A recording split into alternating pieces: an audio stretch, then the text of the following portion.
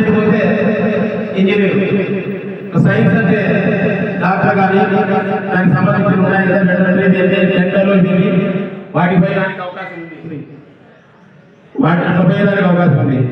ఇప్పటికైనా మేము మించిపోయింది లేదు. సెకండ్ ఇయర్ అయిపోయిన తర్వాత కూడా ఏదో దాంట్లో చేరతారు మీరు. చేరిన తర్వాత ఆడికి ఆపకూడదు, మీకంటూ ఇంకా చదవాలా. తల్లిదండ్రులు పడే కష్టము మీరు పడకూడదనే తల్లిదండ్రులు మిమ్మల్ని ఇక్కడ కాలేజీకి పంపించినారు.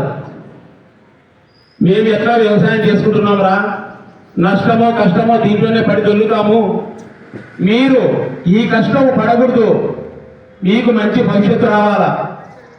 మేము అప్పో సొప్పో చేసి మీకు డబ్బులు పంపిస్తాము, మంచి చదువులు చదువుకోండి అని మనకు తల్లిదండ్రులు మనసులో ఎప్పుడు మన గురించి ఆలోచిస్తూ ఉంటారు.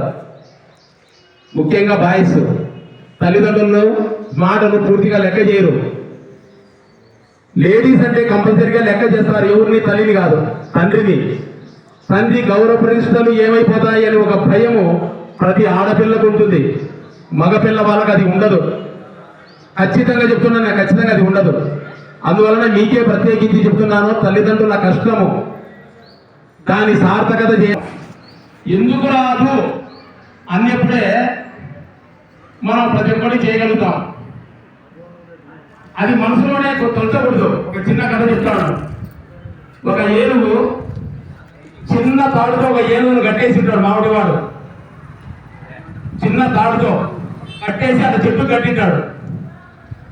అటుగా ఒక బాటదారి పోతూ అంత చిన్న ఏనుగు ఏదో ఆ తాడుతో కట్టుకున్నది అట్లంటే నెడ అంటే తెగిపోతుంది అని మనసులో కలుగుతుంది. ఆయనకి ఆ బాటదారికి కలిగి మామిడివాడిని దగ్గరికి పోతాడు. మామిడివాడు ఏందయ్యా చిన్న తాడుతో కట్టేసినావే, అది పరిగెత్తుకొని తెచ్చుకొని పోతే ఈ పరిస్థితి ఏమి అని అంటాడు మామిడివాడిని అతను అడుగుతాడు బాటదారి. అప్పుడు మామిడివాడు ఏం చెప్తాడంటే, అది చిన్న పిల్లప్పుడు ఏ తాడుతో కట్టేసినానో ఇప్పుడు కూడా అదే తాడుతోనే కట్టేస్తాను అని అంటాడు. చిన్న తాడు అప్పుడు చిన్నదానికి సరిపోతానే అది లాగి లాగి లాగి లాగి లాగి పెడతా అంటే అది రాదు. దాని మైండ్లో ఏమైంది, ఆ తాడు నేను తెచ్చుకోలేను అని ఫిక్స్ అయిపోయింది. ఫిక్స్ అయిపోయి పెద్ద అయినా కూడా మనసులో అదే తాడు అట్లే ఉంది. నేను తెచ్చుకోలేను ఆ సన్న తాడు అనేది మనసులో అయింది కాబట్టి ప్రయత్నం కూడా ఏమి కాదు. ఒక గట్టి ప్రయత్నం ఎందుకు రాదు అని ఒక గట్టి ప్రయత్నం చేస్తే ఖచ్చితంగా మీరు గమ్యాన్ని సాధిస్తారు. మనకు మించి ఏది లేదు. ఇప్పుడుండే ఈ కాంపిటీషన్లో బెంగళూరు పోతే ఇట్లా క్యూ ఉంటారు సాఫ్ట్వేర్ జాబుల కోసం. అందరికీ ఎందుకు రావు అంటే జ్ఞానాన్ని పెంచుకోవాలా. ఒక బుక్కులు తిరిగేస్తే కాదు, జ్ఞాపక శక్తి తెచ్చుకోవాలా, పూర్తి పరిజ్ఞానం తెచ్చుకోవాలా, ఏ టైంలో ఏది అటెంప్ట్ చేయాలా, ఏ టైంలో ఏది ఆన్సర్ చేయాలా, ఇటువంటి అన్ని జనరల్ నాలెడ్జ్ అంట దీని. ఇవన్నీ పెంపించగలరు. ఒకరు కూర్చొని బట్టి ఊతా బట్టి కాదు, అది అప్పటి వరకు ఆ ఎగ్జామ్ వరకే ఉంటుంది. పూర్తి సంపూర్ణ జ్ఞానం తెచ్చుకొని అటెంప్ట్ అయితే ఖచ్చితంగా మీరు జాబ్ కొట్టగలుగుతారు. అది ఎప్పుడు ఈ సెల్లులు పక్కన పెట్టి ఖచ్చితంగా చదివితే. ఇంతవరకు నాకు చెప్పిన ఐఏఎస్లు ఐపీఎస్లు ఎంతో మందితో నేను మాట్లాడినాను. వాళ్ళని చెప్పింది ఒకటే, ఒక సంవత్సరం వరకు సెల్లు నేను టచ్ చేయలేదు స్వామి అని నాతో.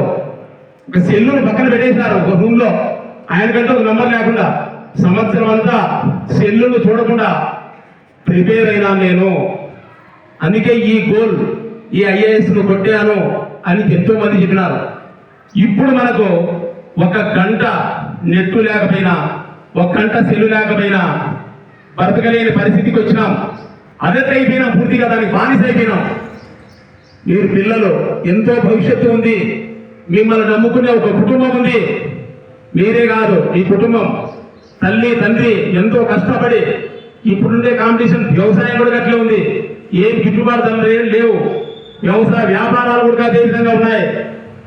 అందువలన